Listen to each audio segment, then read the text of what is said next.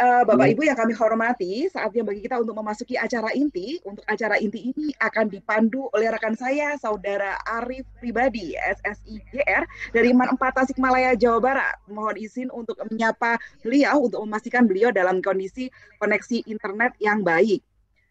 Oke, Halo, siap Bu Anis. Iya. Pak Arif. Iya, halo. Iya, Bu. Oke, Sampurasun, Pak Arif. Rampes. Oke, namanya sudah beneran ya, Pak ya? Jadi Alhamdulillah. warga Jawa Barat. Jadi Bapak Ibu, Pak Arif ini Insya teman Allah. saya dari Jawa Timur, Bapak Ibu yang sekarang merantau di Jawa Barat ya Pak ya.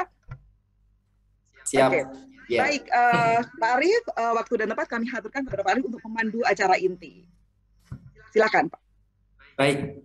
Terima kasih kepada Ibu Anis selaku MC kita pada malam hari ini yang telah memberikan waktunya kepada saya.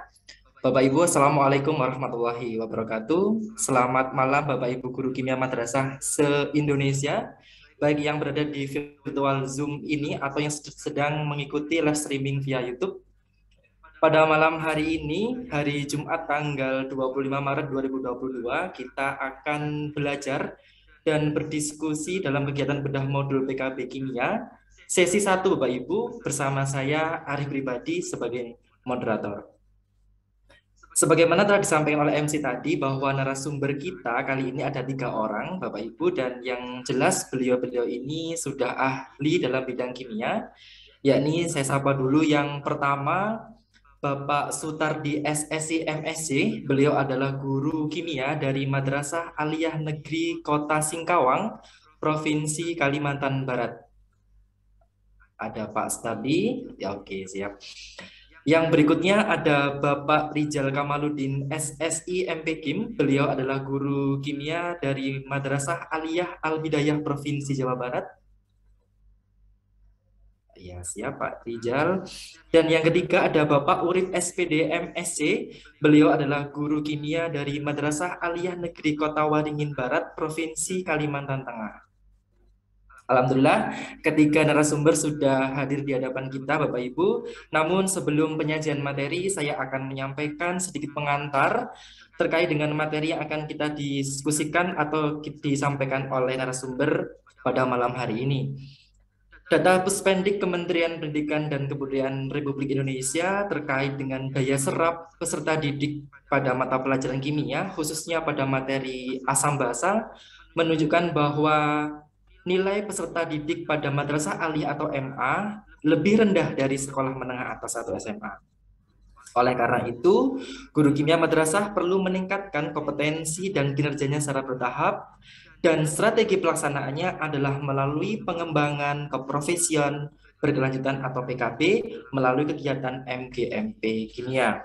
Nah, oleh karena itu, pada malam hari ini apa sebenarnya akan kita diskusikan, kemudian apa saja yang menjadi topik pembahasan kita pada malam hari ini, kemudian bagaimana modul ini nanti bisa dijadikan sebagai salah satu sumber belajar bagi guru dalam melaksanakan PKB, kemudian apa saja yang menjadi target kompetensinya, dan yang paling menarik adalah bagaimana aplikasi atau penerapan dari materi ini dalam kehidupan kita sehari-hari.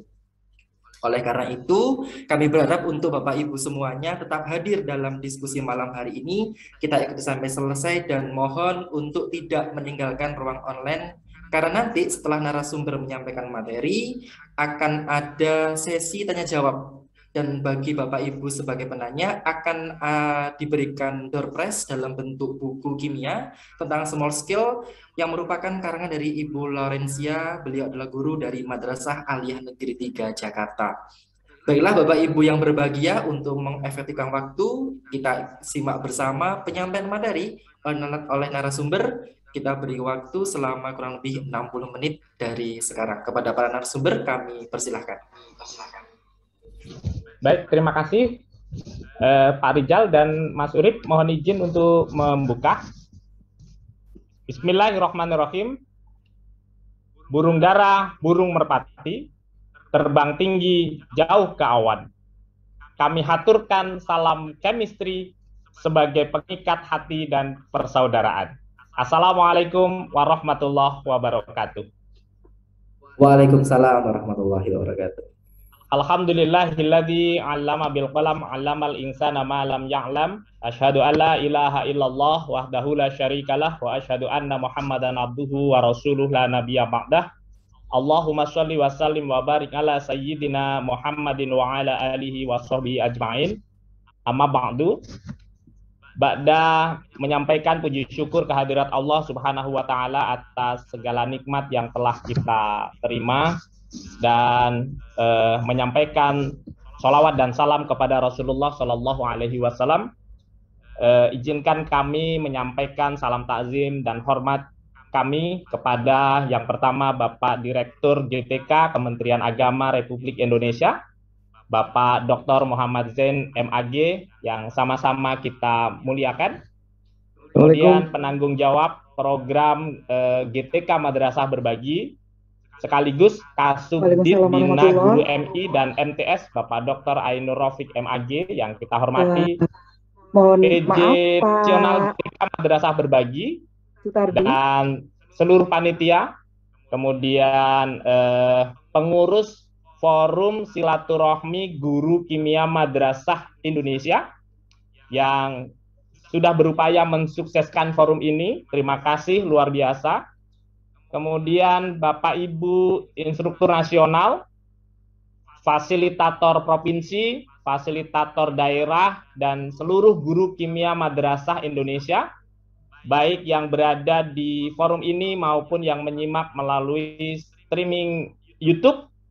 Semoga selalu dalam keadaan sehat, kemudian dimudahkan segala urusannya, terutama dalam memfasilitasi peserta didik dalam belajar. Bapak Ibu, sebelumnya saya mohon izin untuk share screen.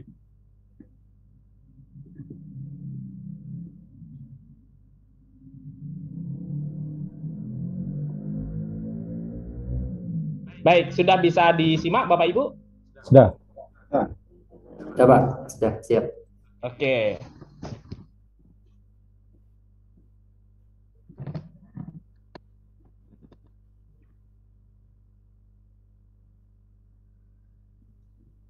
Bapak Ibu yang saya muliakan, pada malam hari ini kita akan membedah salah satu modul kimia yang telah disusun oleh para penyusun pada program PKB Madrasah Reform, yaitu unit pembelajaran 7 tentang larutan asam basa. Nanti pada pertemuan-pertemuan berikutnya, insya Allah kita akan bedah UP yang lain. Ada UP struktur atom dan sistem periodik unsur, ada ikatan kimia, ada geometri molekul, kemudian termokimia, laju reaksi, kesetimbangan, lalu ada asam basa, kesetimbangan ion, lalu titrasi asam basa, sifat koligatif larutan, reaksi redoks dan elektrokimia, serta kimia karbon. Ada 12 UP, berarti di tahun ini kita akan membuat forum bedah modul kimia minimal 12 kali ya. Bisa lebih, nah, jika satu UP ada yang 2 kali pertemuan atau lebih. Oleh karena itu, Bapak Ibu jaga semangatnya ya, selalu ikuti informasi undangan bedah modul dari PJ Nasional GTK Madrasah Berbagi di grup-grup kita. Kita belajar dan berdiskusi bersama, semoga Bapak Ibu nanti selalu sehat dan bisa mengikutinya. Bapak Ibu, kali ini saya ditemani oleh Pak Rizal dan Pak Urip. Saya insya Allah nanti akan memantik diskusi untuk teorinya, kemudian Pak Rizal akan menyampaikan bagaimana pengalaman beliau dalam melaksanakan pembelajaran larutan asam basa. Kemudian Pak Urip nanti akan menyampaikan beberapa contoh soal tes formatif, ya, pembahasan soal dan lain sebagainya. Baik Bapak Ibu, kita mulai saja. Kita akan bedah modul UP asam basa. Ini sistematika modul untuk seluruh UP. Jadi seluruh UP sistematika modulnya seperti ini. Bapak Ibu ada pengantar, kemudian di bagian isi ada pendahuluan, target kompetensi peserta didik dan guru, kemudian materi pembelajaran, kemudian aktivitas pembelajaran, kemudian ada latihan tes formatif dan penilaian pembelajaran, lalu yang terakhir penutup. Nah, nanti saya akan menyampaikan ini sekilas, lalu yang ini akan disampaikan oleh Pak Rizal. Lalu yang latihan tes formatif dan penilaian pembelajaran akan disampaikan oleh Pak Urip. Nah, ini tadi yang melatar belakangi kenapa Asam Basa dipilih sebagai salah satu unit pembelajaran yang dibuat modulnya. Tadi sudah disampaikan oleh moderator bahwa hasil ujian nasional 3 tahun dari 2017 sampai ujian nasional terakhir 2019, daya serap peserta didik itu kurang dari 50%. Ya. Ini sehingga kita berikhtiar untuk membuat unit pembelajaran Asam Basa sebagai tambahan bahan bacaan bagi Bapak Ibu guru maupun peserta didik. Ini kompetensi dasarnya 310 untuk pengetahuan menjelaskan konsep asam dan basa serta kekuatannya dan kesetimbangan pengionannya dalam larutan. Kemudian untuk keterampilannya menganalisis trayek perubahan pH beberapa indikator yang diekstrak dari bahan alam melalui percobaan. Berarti untuk pengetahuan ini level kognitif memahami saja, menjelaskan ya. Sementara untuk keterampilan ini sampai level kognitif menganalisis. Ini indikator pencapaian kompetensi yang kami rumuskan di dalam modul, nanti bisa sama-sama kita pelajari bersama beberapa indikator pencapaian kompetensi yang kami rumuskan, tidak usah saya bahas secara detail.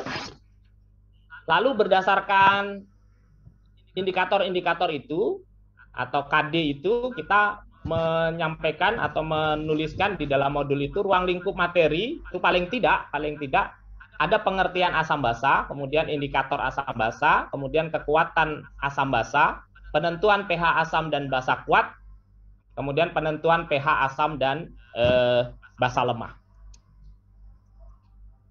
Nah, kita mulai sedikit pemantik diskusi, nanti bisa didiskusikan di akhir sesi, Bapak Ibu, pengertian asam dan basa.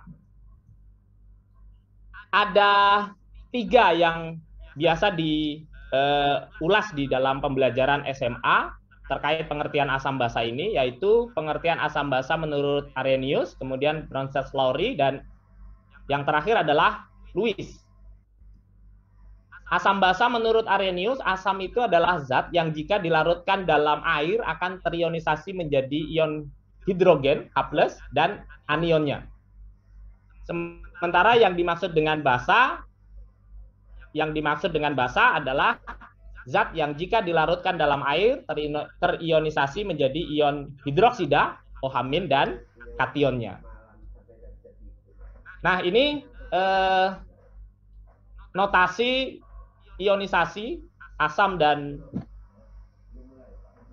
basa. Ini asam monoprotik, ada HCl, HNO3, CH3, COH, ini sebagai contoh. Nah, kalau dilarutkan di dalam air maka akan menghasilkan ion H+. Kemudian ini asam diprotik, H2SO4, mengalami ionisasi 2 tahap. Yang pertama ini ionisasi pertama, kemudian ionisasi yang kedua sebagai reaksi kesetimbangan. Kemudian ada asam triprotik H3PO4, ini mengalami 3 tahap ionisasi. Nah, yang sering kita abaikan Bapak Ibu adalah notasi anak panah dalam menuliskan ionisasi asam maupun basa ya. Untuk asam atau basa kuat itu perlu dibiasakan ditulis dengan anak panah searah seperti ini ya. Yang maknanya semua asam dan basa kuat itu terdisosiasi sempurna menjadi ion-ionnya atau terionisasi sempurna menjadi ion-ionnya.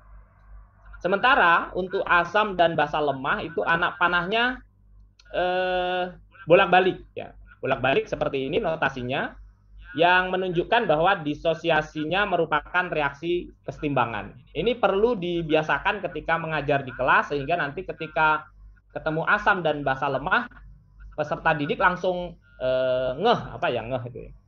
Langsung paham bahwa itu reaksinya adalah kesetimbangan.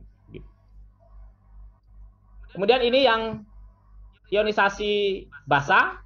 Basa kalau dilarutkan di dalam air akan menghasilkan ion OH- seperti ini. Nah, ini untuk NaOH, ini KOH, ini CaOH2, kemudian FeOH2 sebagai basa lemah, maka anak panahnya bolak-balik, begitu. Ini saya kira umum saja, jadi sekilas saja. Bapak Ibu, ini ada foto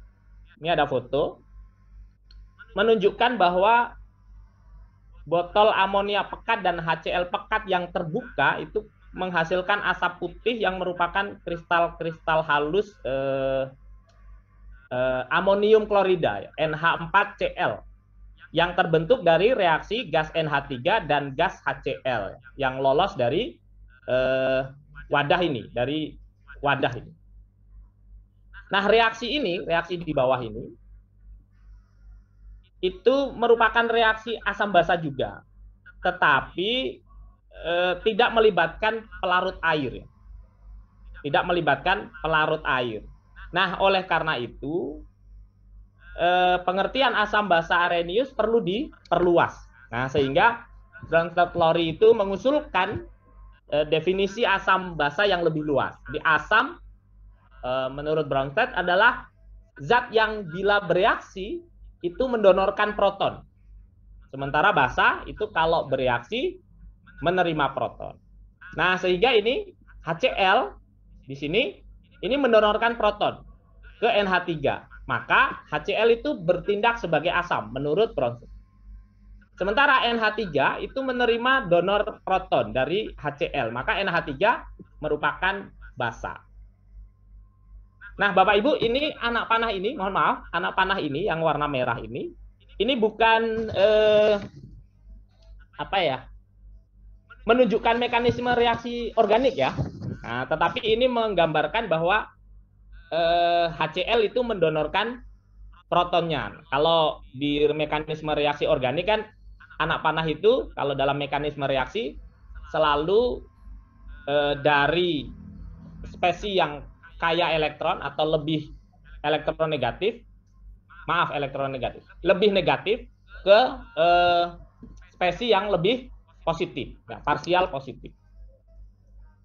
Nah, ini contoh lain, ada NH3, pelarutan NH3 dalam air. Nah, H+ dari air itu didonorkan ke NH3, sehingga menjadi NH4+, dan OH-. Nah, ini air mendonorkan proton ke NH3. Maka NH3 di sini, NH3 itu bertindak sebagai basa karena menerima donor proton. Sementara air yang mendonorkan proton menurut Bronsted adalah asamnya. Nah, ini adalah reaksi kesetimbangan. Kalau kita lihat ke arah kiri reaksinya dari sebelah kanan, maka NH4 ini dia untuk menjadi NH3 itu melepaskan H+-nya. Jadi H+ ini ke arah OH-. Sehingga NH4 itu akan bertindak sebagai asam. Sementara OH- yang di sini dia berubah menjadi H2O, ini menangkap H+ dari NH4+ ini. Sehingga OH- bertindak sebagai basa. Nah, ini umum saja, sudah mafhum saya kira Bapak Ibu. Nah, NH3 dengan NH4+ ini disebut dengan pasangan konjugasi. H2O dengan OH- itu juga disebut pasangan konjugasi. Lanjut Bapak Ibu. Nah, ini tadi reaksi pelarutan NH3. Kalau ini kita tulis persamaan kesetimbangannya, maka ini kesetimbangan basa.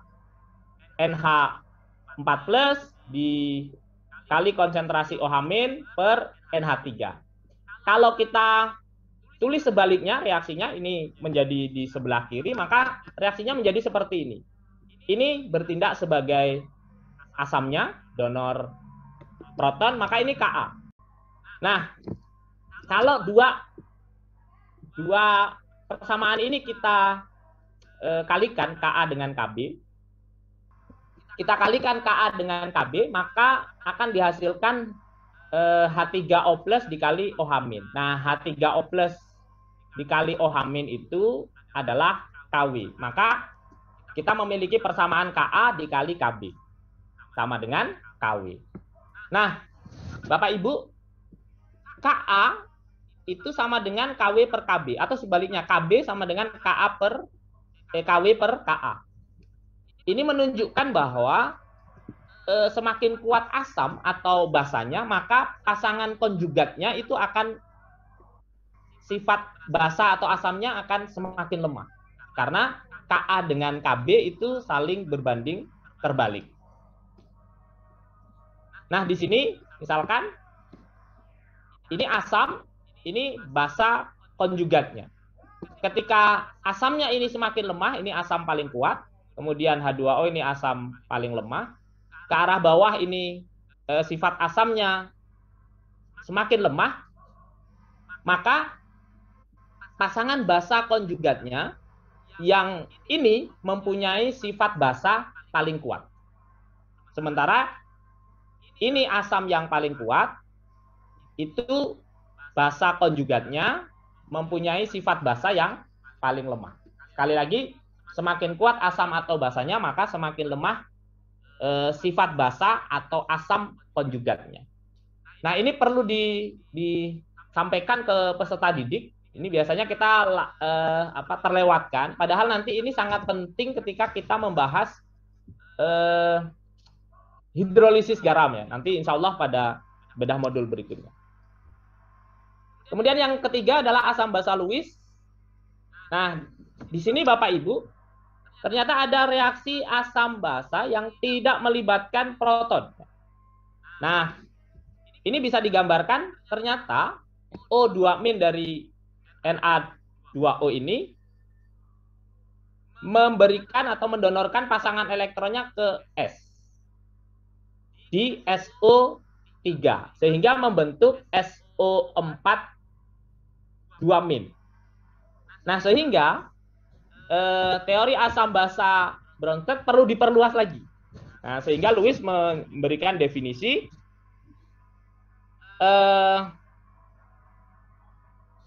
zat yang mendonorkan pasangan elektron itu disebut basa. Sementara yang menerima pasangan elektron ini asam. Nah, ini penting juga diinisiasi ke peserta didik ketika membahas asam basa, karena nanti di universitas mereka akan menemukan reaksi-reaksi organik yang mengikuti mekanisme asam basa Lewis ini. Nah, ini asam merupakan zat yang dapat menerima sepasang elektron, sementara basa yang mendonorkan elektron.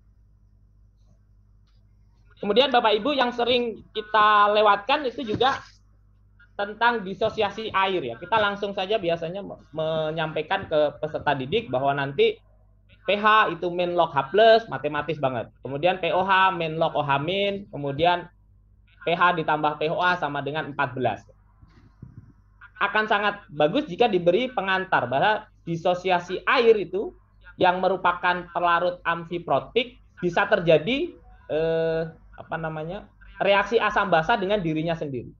Di dalam air itu, air murni, sudah terjadi reaksi asam basa dengan dirinya sendiri. Seperti ini, H2O dengan H2O itu menjadi H3O+ dengan OH-. Nah, kalau kita tuliskan, Kc-nya berarti H3O+ dikali OH-, konsentrasi H3O+ dikali OH-. Nah, untuk membedakan konsentrasi zat-zat lain dengan air, maka notasinya diberi ini adalah konstanta kesetimbangan air, begitu. Dirubah dengan KW. KW sama dengan H3O+ dikali OH-. Nah, bisa juga ini dituliskan secara sederhana H3O+ dengan konsentrasi H+. Nah, air murni pada temperatur 25 derajat Celcius, konsentrasi H+ sama dengan konsentrasi OH-, yaitu 1 kali 10 pangkat min 7. Sehingga KW sesuai dengan persamaan ini berarti 1 kali 10 pangkat min 7 dikali 1 kali 10 pangkat min 7, yaitu 1 kali 10 pangkat min 14. Nah, nilai ini sangat kecil, 1 kali 10 pangkat min 14. Agar nilai tersebut itu menjadi lebih besar itu maksudnya bukan bukan meningkat nilainya, bukan. Ekivalennya lebih besar. supaya nanti secara elektronik atau secara alat itu bisa terdetek ya, bisa dinominalkan oleh alat elektronik, sehingga dibuatlah operator matematik ya. Operator matematiknya ditulis P yang artinya main lock. P itu potens ya, P itu potens. Sehingga dari persamaan KW sama dengan konsentrasi H3O+ dikali OH-, kita bisa menuliskan min log KW ini diberi operator poten min log itu sama dengan min log konsentrasi H3O+ ditambah min log konsentrasi OH-. Nah, min log sendiri adalah operator P, sehingga ini bisa ditulis PKW yang ini min log H+ atau H3O+ sama dengan PH, yang ini adalah POH. Nah, KW sendiri tadi 10 pangkat min 14. 1 kali 10 pangkat min 14, sehingga min log 10 pangkat min 14 adalah 14. Nah, ini 14 sama dengan PH ditambah POH. Nah, angka-angka inilah yang kemudian digitalisasi menjadi pH meter. Nah, ini kita sudah mempunyai satu persamaan ini. pH ditambah POH sama dengan 14. Nah, dari reaksi autoprotolisis air itu kita ketahui bahwa ion hidronium dan ion hidroksida dalam air murni itu sama. Yaitu 10 min log 10 pangkat min 7 atau pH-nya 7. POH juga sama. Konsentrasinya 1 kali 10 pangkat min 7 sehingga POH-nya 7. Nah, jika ke dalam air murni ini ditambahkan senyawa asam, maka konsentrasi H3O+-nya naik. Karena asam itu melepaskan H+, atau asam itu menghasilkan ion H3O+. Sehingga ion H3O+-nya naik, sementara OH-nya berkurang. Karena di dalam reaksi disosiasi air tadi merupakan reaksi kesetimbangan. Jika ke dalam air ditambahkan senyawa basa, maka OH-nya bertambah. Dan ion H3O+-nya berkurang. Sehingga kita bisa menyimpulkan bahwa sebenarnya larutan yang bersifat asam itu akan mempunyai sifat basa juga. Tetapi yang dominan itu yang menentukan sifatnya. Jadi kalau H3O+ itu sama dengan OH-, maka itu disebut larutan netral. pH-nya 7. Nah, ketika H3O+-nya lebih banyak dari OH-, maka pH-nya kurang dari 7. Jadi, untuk pH yang kurang dari 7 itu bukan hanya konsentrasi H3O+ yang ada di situ, tetapi juga ada OH-, tetapi H3O+-nya lebih besar daripada konsentrasi OH-.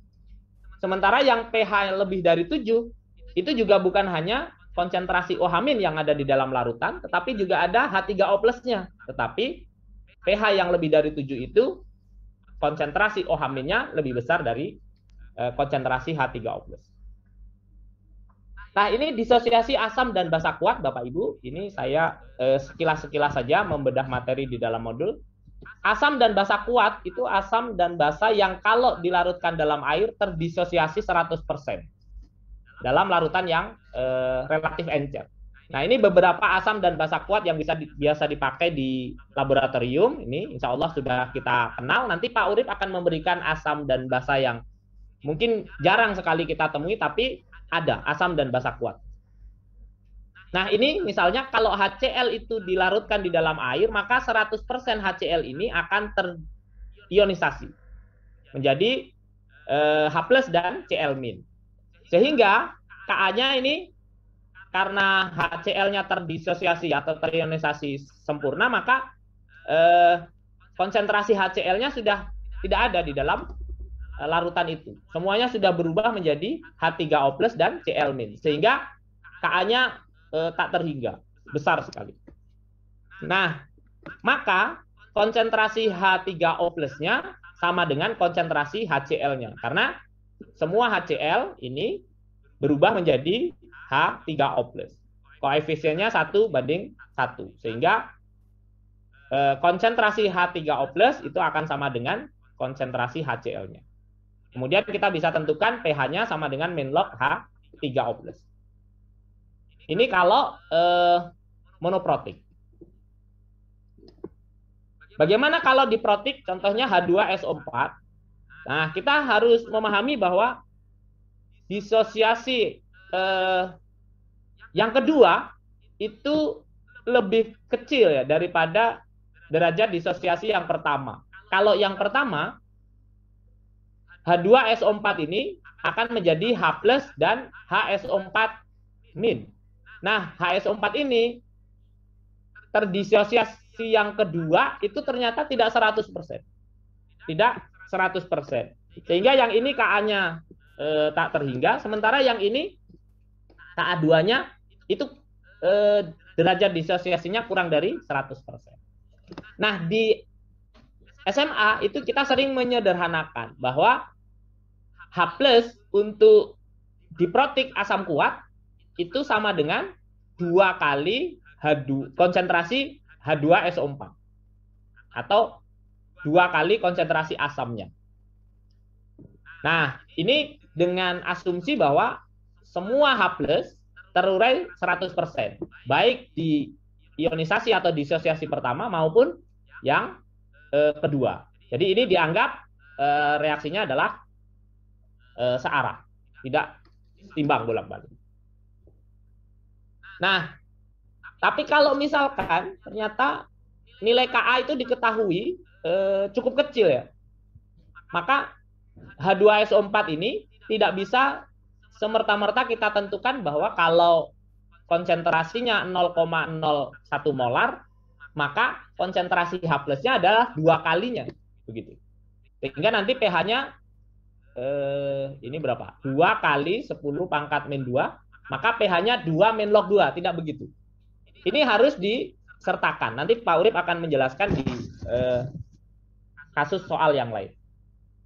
Nah, ini kalau yang ini, kalau kita punya konsentrasi H2SO4 0,01 molar, maka karena terdisosiasi sempurna, H+-nya 0,01 molar. Begitu juga ion HSO4-. Tapi untuk yang kedua, ini harus memperhitungkan nilai Ka ini. Di sini mula-mula ini kita mempunyai HSO4- dari disosiasi pertama 0,01 molar. Kemudian H+ juga berasal dari disosiasi pertama ini. Mula-mula kita punya ini. Kemudian dari disosiasi yang kedua itu akan terion misalkan X molar. Maka H+-nya juga akan dihasilkan X molar. SO4 2-nya juga demikian. Sehingga pada keadaan setimbang di reaksi yang kedua ini, kita akan memperoleh konsentrasi HSO4 minnya adalah 0,01 min X, kemudian H+-nya adalah 0,01 dari disosiasi pertama ditambah X dari disosiasi kedua. Kemudian SO4 2-nya X. Ini kalau kita masukkan dalam persamaan kesetimbangan ini, maka kita bisa memperoleh matematis seperti ini kira-kira. Nanti slide-nya akan saya share di grup, kita bisa kaji bersama-sama. Nah, kita akan memperoleh persamaan kuadrat yang kalau kita selesaikan dengan rumus persamaan kuadrat ABC, min B plus minus akar B kuadrat min 4AC per 2A yang itu, maka kita akan memperoleh nilai X 0,0045 molar. Nah, sehingga total H+ itu adalah ini disosiasi yang pertama, ini hasil disosiasi yang kedua.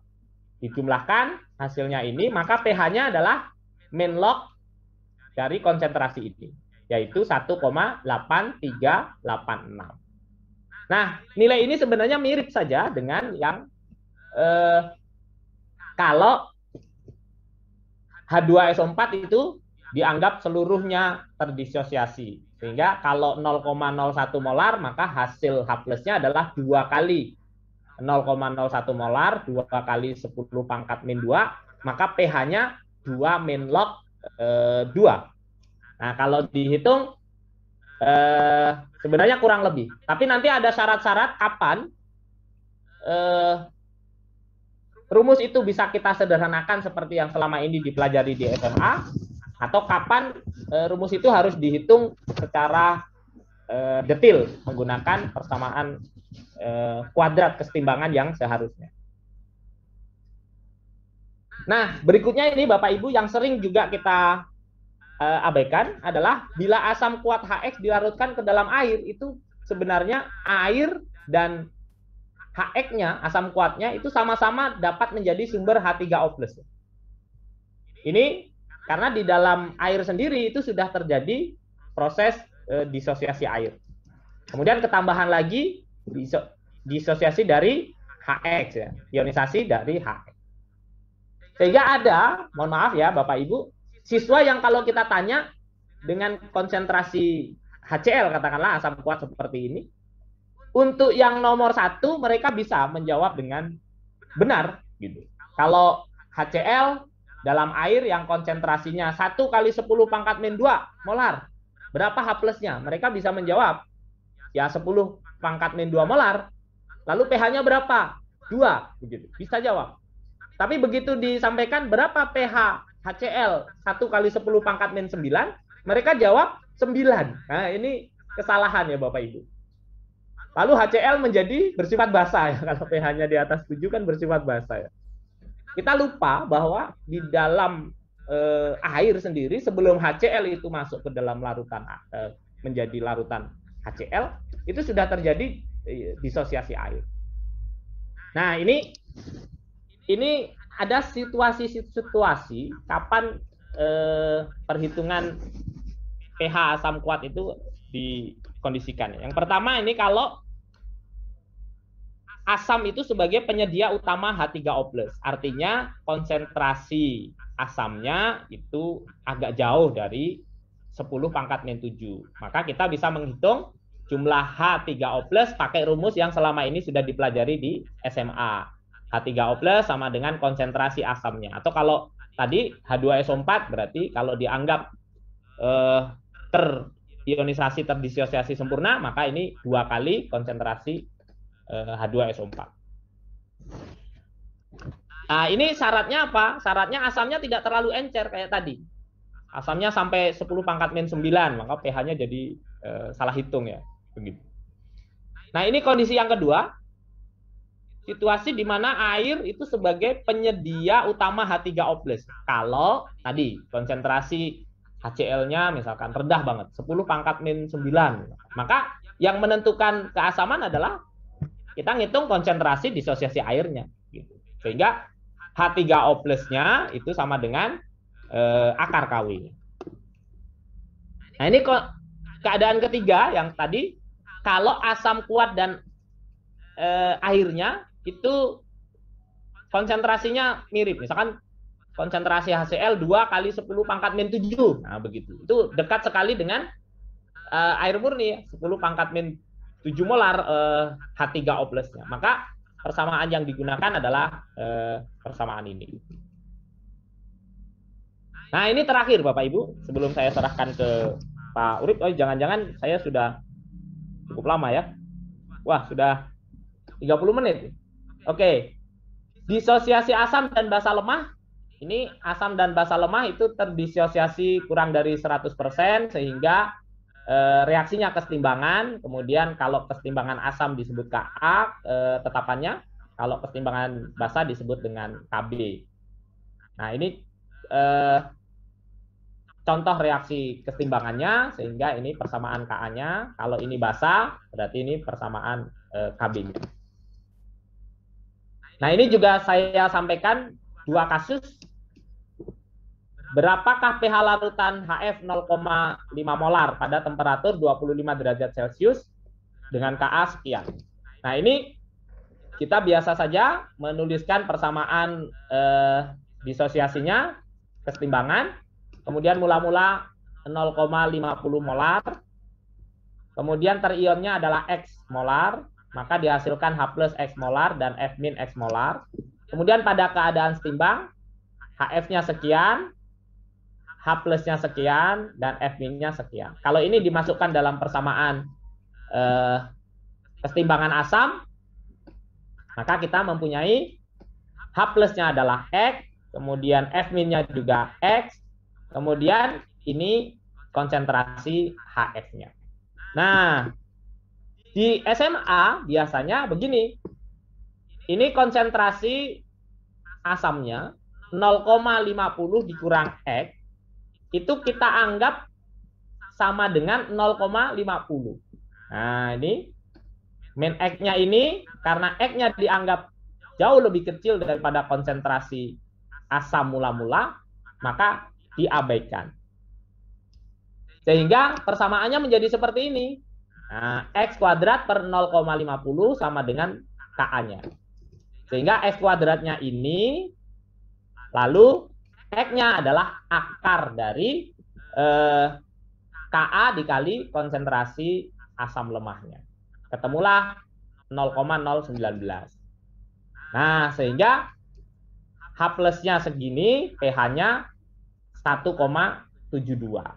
Nah, ini yang biasa kita ajarkan di SMA ya. Jadi kalau ada asam lemah, maka Ka-nya rumusnya seperti ini. Kemudian pada keadaan setimbang H3O+ dengan amin itu sama konsentrasinya, sehingga Ka ini menjadi H3O+ dikali H3O+. Aminnya ini sama dengan H3O+ per konsentrasi Ha. Sehingga H3O+-nya Ka kali Ha. H3O+-nya diakarkan. Nah, ini yang biasa kita sampaikan ke peserta didik. Nah, ini penyederhanaan ini sebenarnya seperti ini diizinkan Bapak Ibu. Boleh-boleh saja. Jadi yang kita ajarkan di SMA juga tidak salah-salah amat begitu. Tetapi ini kalau larutan Ha-nya agak encer, maka nanti asam lemah yang terion itu bisa jadi lebih dari 5%. Atau ini syarat molaritas asam lemah mula-mula itu Ha per Ka lebih dari 10⁻³. Nah, kalau ini kurang dari 10⁻³, maka rumus ini itu tidak bisa kita sederhanakan. Atau jika jumlah asam lemah yang terion itu cukup besar ya, sehingga ketika dikurangkan itu asam lemah mula-mula dengan yang terion dikurangkan itu tidak bisa mendekati sama dengan asam lemah mula-mulanya. Tapi selisihnya cukup besar ya. Sehingga yang terion itu besar, lebih dari 5%. Maka secara statistik tidak bisa diabaikan karena nilainya cukup besar. Nah, ini contohnya, contoh kasus yang kedua. Nah, ini persamaannya atau kesetimbangannya sama dengan yang pertama, hanya ini hasilnya ini nanti 0,05 min X ini tidak bisa diabaikan. X-nya ini tidak bisa diabaikan karena lebih dari 5% dari 0,05. Besar ya. Kalau diselisihkan itu jadi besar. Nah, sehingga perhitungan matematisnya tidak bisa diabaikan. Ini tetap harus dihitung 0,05 min X ini. Karena nilai X-nya ini cukup besar sehingga 0,05 dikurang X itu menjadi lebih kecil dari 0,05. Tidak bisa dianggap sama dengan 0,05 itu sendiri. Nah, sehingga ini diselesaikan dengan persamaan ABC. Nah, begitu, maka pH-nya bisa ditentukan. Nah, ini saya kebetulan mencoret-coret bagaimana kalau dilakukan pengandaian bahwa 0,05 dikurang X itu saya anggap sama dengan 0,05 itu sendiri. Maka nilai pH-nya sekitar 2,22.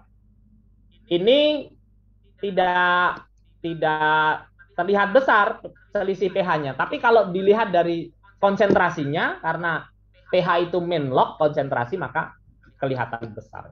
Jadi besar ya angkanya. Nah, ini juga sama. Jadi di asam lemah Ha kalau dilarutkan dalam air, asam lemah dan air itu menyumbang H3O+3. Maka persamaannya perlu dipilih mana kondisi yang sesuai. Apakah asam lemahnya ini cukup besar jika Ka dikali konsentrasi asam lemahnya dibandingkan dengan Kw lebih besar, ataukah malah air yang dominan menyumbang H3O+. Tadi sebagian besar kita membahas asam, sebenarnya yang basa tinggal diturunkan dengan cara yang sama, maka kita memperoleh persamaan basa seperti ini. Sekali lagi, persamaan pH untuk asam lemah yang ini dan pOH untuk basa lemah yang ini itu menganggap bahwa Ha dan konsentrasi BOH yang dikurangi dengan jumlah yang terion itu sama dengan Ha itu sendiri atau BOH itu sendiri. Mohon maaf, ini kurang huruf POH. Begitu teman-teman secara teoritis yang dibahas di dalam modul. Wah, sudah 30 menit lebih ya. Selanjutnya Mas Rizal minta dibantu untuk meneruskan pemaparan kita. Saya cukupkan dulu. Mudah-mudahan bisa Bapak Ibu simak apa yang tadi saya sampaikan. Wallahul muwaffiq ila aqwamit thoriq. Wassalamualaikum warahmatullahi wabarakatuh. Waalaikumsalam warahmatullahi wabarakatuh. Langsung kami serahkan kepada Pak Rizal untuk penyampaian materi berikutnya.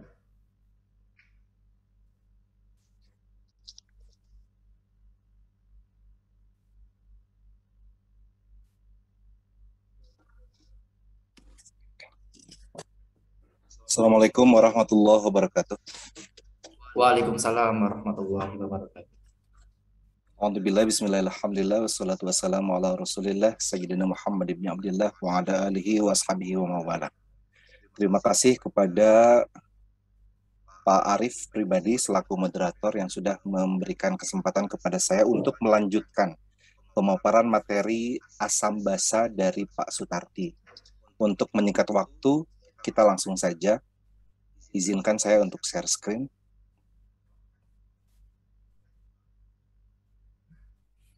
Bagaimana, sudah muncul kah? Sudah Pak. Oke. Siap.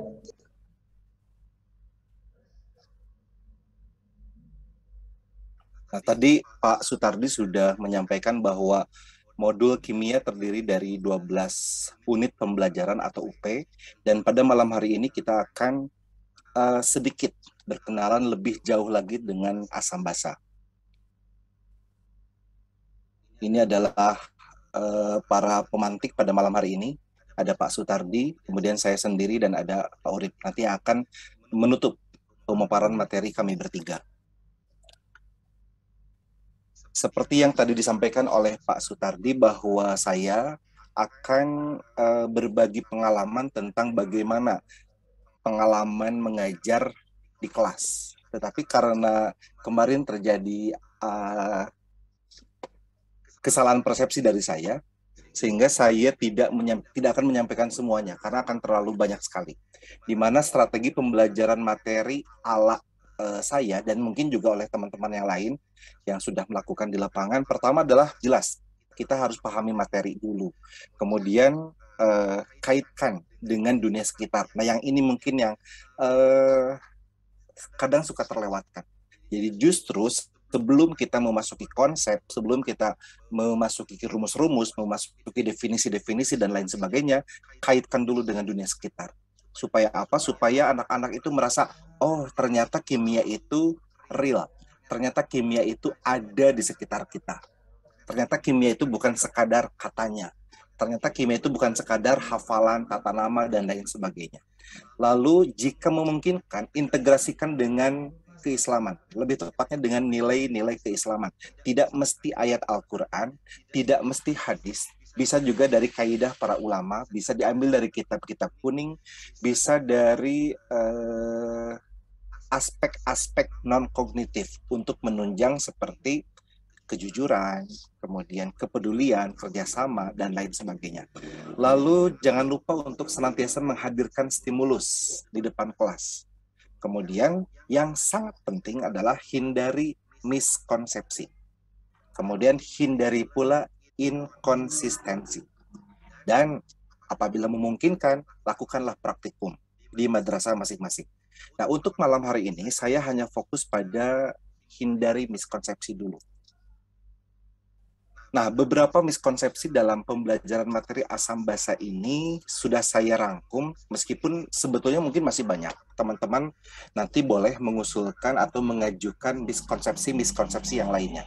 Pertama adalah, banyak yang anak-anak itu sampai sekarang masih banyak yang beranggapan bahwa dalam larutan asam tidak ada OH-nya. Dalam larutan basa tidak ada ion H+-nya. Nah, ini yang harus kita luruskan. Ini saya ambil dari Google. Gambarnya bagus, rapih. Tetapi menurut saya ini akan menjadi miskonsepsi. Kenapa? Karena kalau seperti ini gambarnya, nanti yang muncul di pikiran anak-anak adalah bahwa asam itu ya cuma ada H3O+ alias H+ dan Cl- anionnya.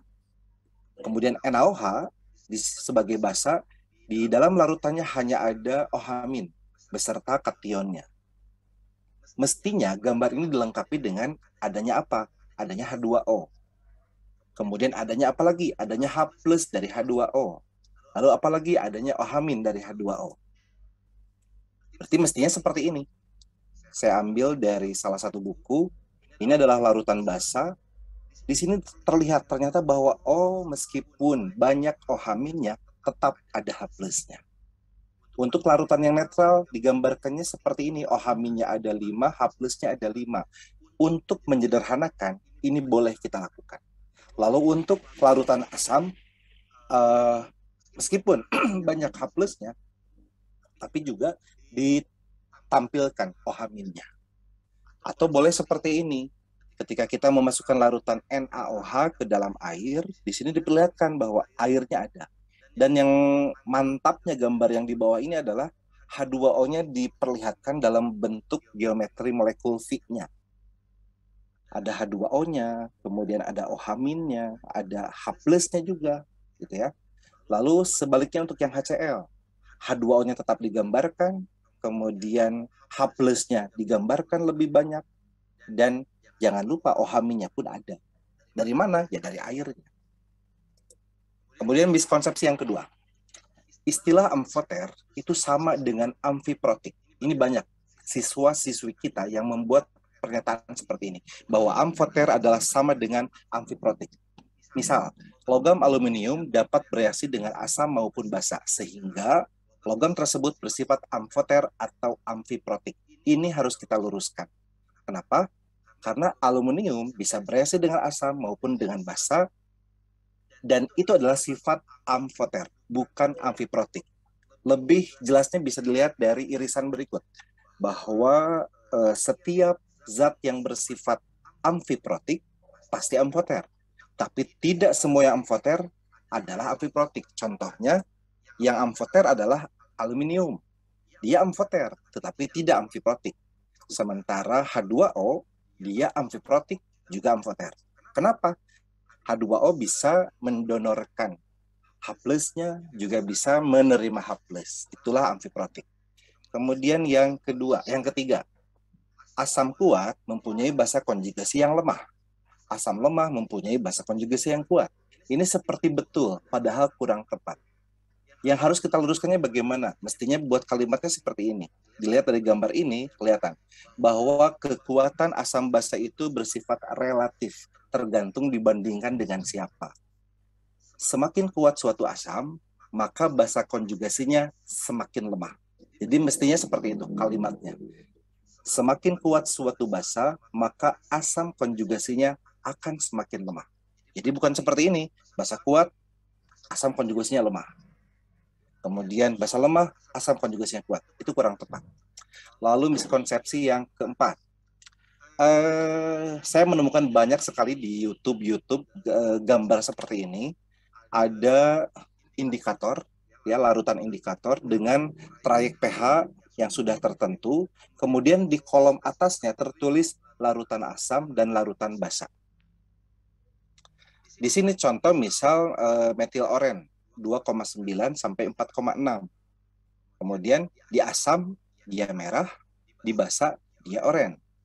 Berarti ketika pH-nya 5, maka anak-anak akan menyimpulkan, oh larutannya basa. Karena apa? Karena di atas 4,6. Nah ini yang salah. Contoh lebih jelasnya, banyak soal yang seperti ini. Indikator bromfenol biru bekerja pada trayek pH 3 sampai 4,6 dengan perubahan warna dari kuning ke biru. Apabila suatu larutan diuji dengan indikator bromfenol biru tersebut akan menghasilkan warna kuning, maka asam. Akan menghasilkan warna biru berarti basa. Nah ini yang kurang tepat. Harusnya bagaimana? Apabila menghasilkan warna kuning, maka larutannya mempunyai pH lebih kecil sama dengan 3. Apabila warnanya biru, maka pH larutannya lebih besar sama dengan 4,6. Jadi jangan bilang asam dan basa.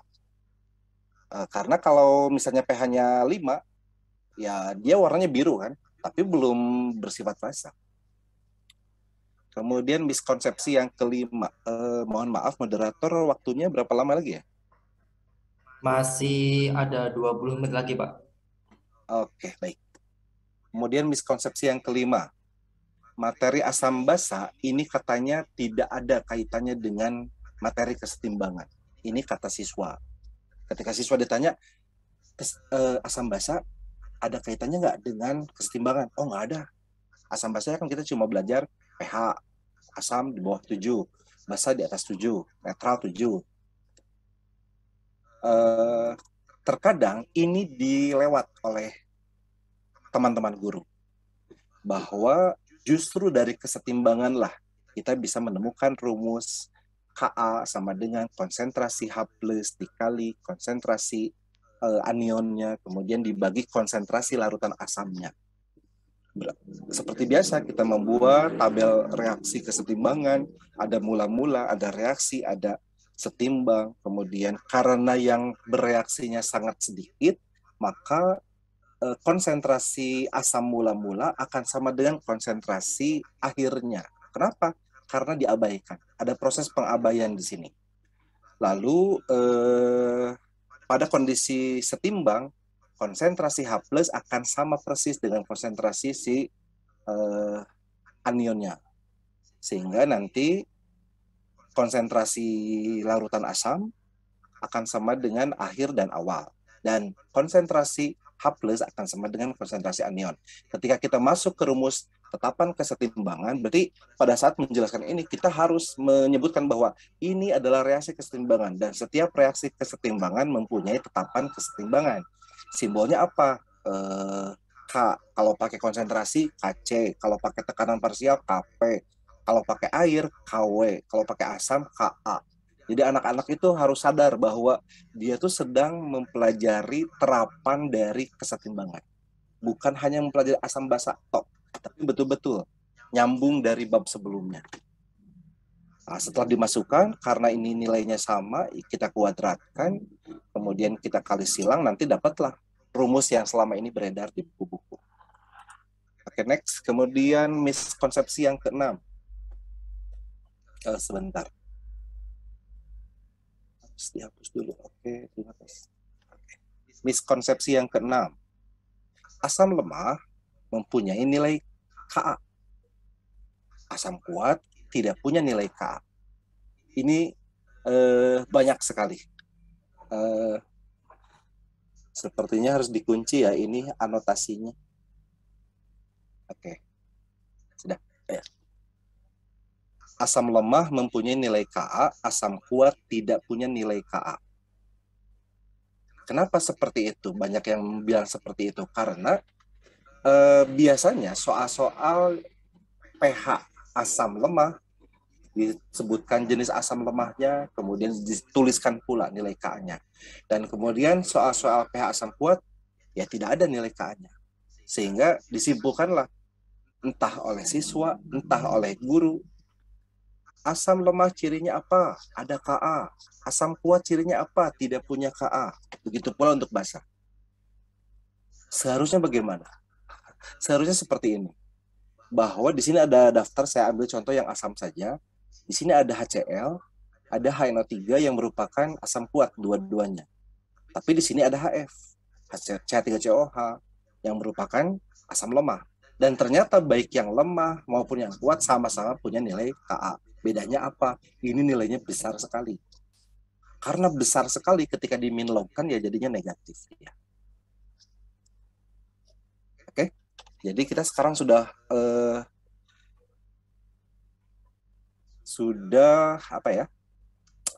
sudah harus menyadarkan anak-anak bahwa Ka itu dimiliki oleh asam jenis apapun, baik asam lemah maupun asam kuat. Lalu yang ketujuh, mungkin di sini nanti akan ada sekali perbedaan pendapat, ada perdebatan.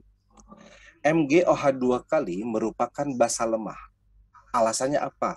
Karena nilai KSP-nya sangat kecil. Ya, saya tidak bilang bahwa MgOH2 kali itu adalah basa kuat atau basa lemah di sini.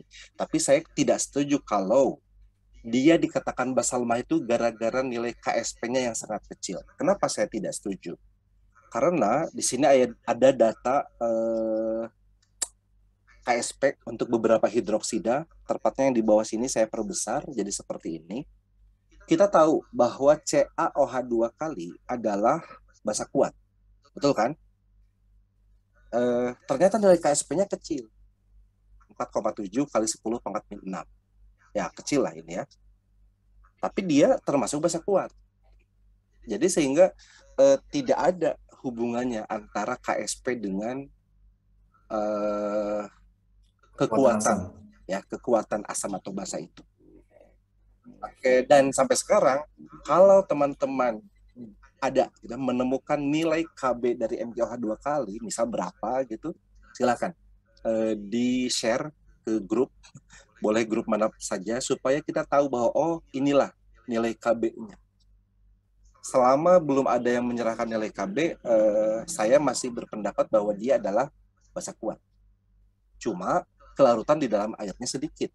Tetapi yang larutnya itu terurai sempurna. Yang larutnya itu. Ada yang tidak larutnya, karena dia KSP-nya kecil. Tetapi yang larutnya, dia terurai sempurna, menjadi kation dan anionnya. Oke, lanjut untuk miskonsepsi yang ke-8. Banyak yang bilang bahwa pH larutan netral itu harus selalu 7. Berapa anak-anak pH larutan netral? 7. Air murni 7. Larutan garam dapur 7. Tidak disebutkan pada suhu berapa. Tidak disebutkan diasumsikan KW-nya berapa. Soal yang baik mestinya menyebutkan pada suhu kamar dengan atau pada suhu tertentu dengan nilai KW sebesar sekian. Misal di sini ada berbagai suhu, lalu kita fokus di suhu kamar yaitu 25 derajat Celcius, di mana nilai KW air adalah 10 pangkat min 14,00. Apabila kita akarkan, maka dapatlah konsentrasi H plusnya 10 pangkat min 7. Ketika diminlogkan, dapatlah pH-nya 7. Tapi kalau kita mempunyai kondisi suhu yang berbeda, misal pada suhu 40 derajat Celcius, maka KW-nya adalah segini, 10 pangkat min 13,53. Lalu berapa nilai konsentrasi H plusnya? Akarkan saja, gunakan kalkulator. Dapat 10 pangkat min 6,76. Diminlogkan, ternyata pH-nya bukan 7, melainkan 6,76. Sehingga suhu berpengaruh sebagaimana yang kita pahami dalam kesetimbangan, bahwa tetapan kesetimbangan hanya bisa berubah kalau suhunya berubah. Maka konsep itu terapkan di dalam ini. Jangan sampai materi kesetimbangan selesai, ya sudah selesai. Tapi justru terapkan di sini. Jadi betul-betul bermanfaat ilmu yang diperoleh di semester 1, kemudian kita belajar di semester 2. Lalu yang ke-9, larutan HCl dengan konsentrasi 10 pangkat min 9 molar mempunyai pH sebesar 9. Sepintas seperti betul ya. Larutan NaOH 10 pangkat min 9 molar mempunyai pH sebesar 5. Kan diminlogkan 9, jadi 14 kurangi 9, 5 ya. Nah, seharusnya bagaimana? Harusnya seperti ini. seperti yang Pak Sutardi tadi sampaikan di awal, bahwa jangan lupa H2O itu menyumbangkan H plus dan OH- juga ke dalam larutan. H2O dengan H2O menghasilkan H3O plus dan OH-. Lalu HCl dengan H2O menghasilkan H3O plus dan Cl-.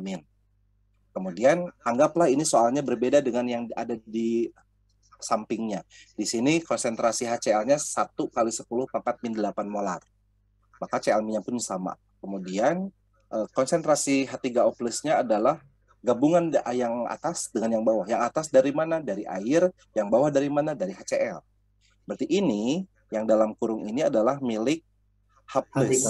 Oke. Kemudian, atau H3O plus ya, betul. Kemudian si X-nya adalah milik si OH-nya. Oke. Kemudian harus sama dengan nilai KW. Anggap ini pada suhu kamar. 10 pangkat min 14. Kemudian kita olah jadi persamaan ABC, kemudian menggunakan rumus ABC juga, di mana X12 sama dengan min B plus minus akar B kuadrat min 4AC per 2A. Dapatlah nilai X-nya 9,5 kali 10 pangkat min 8. Kemudian digabungkan, lalu diminlogkan, dapatlah ternyata pH-nya bukan 8, melainkan 6,98. Mendekati 7, tapi tetap dia di bawah 7. Nah, nanti teman-teman bisa mencoba untuk ini ya. Kalau konsentrasinya min 10 pangkat min 9 dengan 10 pangkat min 9 untuk yang basahnya. Kemudian untuk yang ke-10, asam kuat, katanya pH-nya kecil sekali, jauh di bawah 7. Asam lemah, pH-nya besar, tapi sedikit di bawah 7. Begitu pula untuk yang basah. Ini keliru. Kenapa ya? Barusan sudah kita contohkan sendiri. HCl dia adalah asam kuat. Ternyata dia bisa mempunyai pH sebesar 6,98, mendekati netral. Kalau apa? Kalau konsentrasinya lebih kecil daripada konsentrasi H+ di dalam larutan netral. Kemudian yang 11, ini kalau tidak salah yang terakhir, nilai derajat disosiasi itu selalu tetap. Nilai alfa itu selalu tetap. Ternyata tidak tetap. Buktinya di sini ada suatu grafik berbagai jenis asam, kemudian yang merah ini asam asetat, kemudian yang pink ini asam oksalat, dan yang lain sebagainya. Lalu di sini adalah nilai log konsentrasinya, konsentrasi mula-mula ya. Kemudian di sini adalah derajat disosiasi. Ternyata berubah. Jadi derajat disosiasi itu sangat dipengaruhi oleh konsentrasi. Nah, terakhir adalah lakukan percobaan sederhana. Siapkan 2 buah tahu kuning. Yang satu tahunya betul-betul tahu dengan pewarna alami. Kita beli dari pasar. Warnanya kuning. Kemudian satu lagi, gunakan tahu dengan pewarna buatan. Kita bisa atur sendiri, gunakan pewarna makanan. Kemudian kita rendam tahu yang berwarna putih. Ya, jangan yang kuning. Tahu putih kita rendam dalam pewarna yang warnanya kuning. Kemudian sampai betul-betul tidak bisa dibedakan mana yang dari pasar yang alami dan mana yang kita buat sendiri. Bahkan si anak sendiri nggak bisa nebak mana yang alami dan mana yang buatan. Lalu kita teteskan larutan yang bersifat basah. Bisa menggunakan air sabun. Bisa juga menggunakan NaOH kalau ada di labnya atau kalau ada di sekolahnya. Kemudian amati. Di sini saya tampilkan video anak-anak saya ketika praktikum.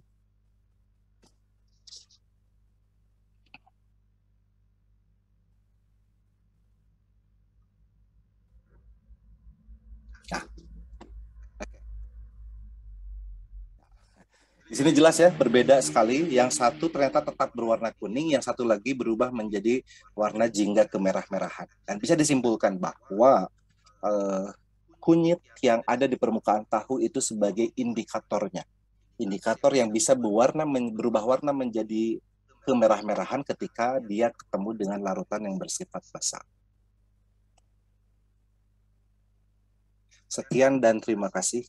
Saya kembalikan kembali kepada moderator. Terima kasih Pak Rijal. Ya. Langsung berikutnya pemaparan dari Pak Urip. Kami persilakan Pak. Terima kasih Pak Arif. Assalamualaikum warahmatullahi wabarakatuh untuk semua teman yang hadir di malam ini. Saya nggak banyak membahas hal lain selain dari yang sudah dibahas teman-teman karena sudah komplit menurut saya. Jadi untuk level kita di pengajaran Madrasah Aliyah sudah lebih dari cukup ya. Hanya saja mungkin kita sering kali memang melewatkan kaidah saintifik yang tadi Mas Tardi sudah sampaikan. Ada aturan 5% sebenarnya untuk pengabaian di dalam kalkulasi pH atau konsentrasi H+, itu yang perlu diingat betul ketika membahas soal, sehingga kita tidak mutlak pakai rumus ini, pakai rumus itu, jadi ada penurunannya. Terus saya coba share screen sedikit, saya punya catatan tadi, ini mungkin yang, kalau ini tadi ya, ini aturan 5%, yang seperti Mas Tardi sampaikan tadi, ini nanti kita coba cermati lagi sehingga kita menjadi refleks ketika menyampaikan atau menurunkan rumus-rumus terkait dengan konsentrasi H+ yang dikaitkan dengan kesetimbangan kimia. Kemudian yang tadi, ini untuk secara generik sangat umum digunakan, asam-asam yang ada itu paling, kalau kita lihat di sini kan sampai mungkin 7 atau 6 saja, seperti asam permanganat ini kan tidak. Dan kita mestinya punya data untuk setiap asam, ini data-data nih ya. Jadi yang atas itu dominan atau sering kita gunakan, kecuali yang 4 ini ya, asam permanganat.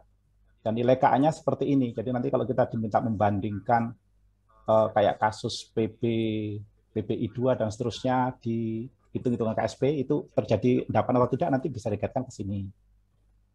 Jadi yang ini saya belum cek. Nanti kalau ini kebetulan harusnya kita punya referensi. Kalau teman-teman mencari nanti ada buku ini. Saya pikir ini sudah familiar ketika kita kuliah dulu. Ada JRC Handbook of Chemistry and Physics. Nanti datanya ada, cuma saya kebetulan filenya ini error sehingga saya tidak bisa tampilkan. Padahal tadinya mau saya tampilkan di bagian atau di halaman mana yang terkait dengan nilai Ka asam-asam tadi. Hanya saja untuk KB ini memang agak susah. Jadi ketika kita dapat referensi, ya sudah tulisannya nilai KB-nya besar. Nah, terus yang perlu teman-teman ingat juga bahwa untuk basa kuat dari golongan 2A, ini diberi tanda bintang. Di sini ada catatan sebenarnya. Terurai sempurna itu ketika konsentrasinya sama dengan atau kurang dari ini, 0,01. Kalau konsentrasinya 0,1, maka tidak akan terurai sempurna. Jadi, untuk basis hitungan menghitung pH, mestinya kita gunakan konsentrasi lebih kecil dari 0,01 m. Sementara untuk MgOH jelas memang ini debatable, tetapi kalau dari penulisan seperti yang Mas Sutardi tuliskan tadi, bahwa yang kita hitung itu adalah larutannya. Kalau larutan berarti nggak ada urusan dengan tidak larut kan? Jadi yang kita hitung adalah larutannya. Makanya kalau dia dianggap sebagai basa kuat, dia akan terurai atau terionisasi secara sempurna. Makanya MgOH lalu boleh dimasukkan di dalam hitung-hitungan basa kuat. Tetapi kita sekali lagi harus ekstra hati-hati berapa masanya, sehingga nanti ketemu berapa konsentrasinya. Jangan sampai nanti ketika menghitung, ya kalau sekedar untuk kemampuan matematik analitisnya, lalu kita nggak memperhatikan ini, ya nggak apa-apa sih. Tapi jangan sampai nanti keterusan bahwa kalau konsentrasinya 0,1 itu bisa dihitung atau 0,05 bisa dihitung. Faktanya tidak semuanya. Itu kalau misalnya padatan ya, misalnya kita melarutkan MgOH sekian gram ke dalam dan seterusnya, itu dilihat dulu konsentrasinya nih berapa gitu. Itu tambahan dari saya. Hanya itu saja karena ini sudah pukul 9 malam nih ya, lewat 14. Saya cukupkan itu saja dulu karena masih ada bagian lagi untuk tanya jawab. Saya kembalikan ke Mas Arif pribadi. Monggo Mas. Baik. Terima kasih, luar biasa sekali Bapak Ibu modul yang dibedah pada malam hari ini oleh ketiga narasumber. Yang pertama tadi ada Pak Sutardi, kemudian ada Pak Rizal, dan yang terakhir ada Pak Urip. Kemudian yang perlu kita pahami bersama bahwa di unit pembelajaran 7 ini terkait dengan materi asam basa merupakan materi yang ada di kelas 11 semester genap kalau tidak salah di bab 1, dan materi ini menjadi dasar kita untuk pemahaman dalam siswa di kelas untuk pembahasan materi di bab selanjutnya.